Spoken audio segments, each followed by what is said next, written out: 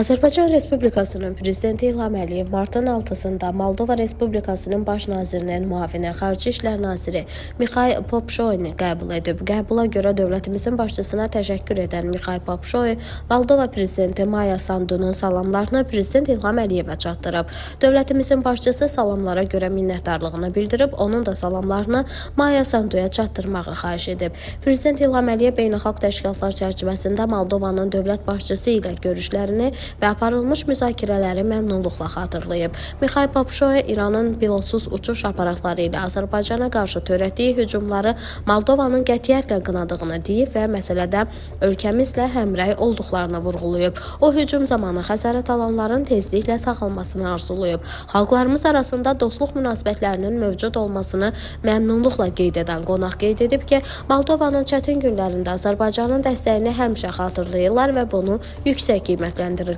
Prezident İlham Əliyev nümayiş olunan mövqeyə görə təşəkkür edib. Söhbət zamanı Azərbaycanın və Moldovanın daim bir-birlərinin ərazi bütövlüyünü və suverenliyini dəstəklədiklərini məmnunluqla qeyd edib, iki tərəfli münasibətlərimizin inkişafı, o cümlədən siyasi, iqtisadi, ticari, enerji və digər sahələrdə əməkdaşlığın dərinləşdiyini vurğulayıb.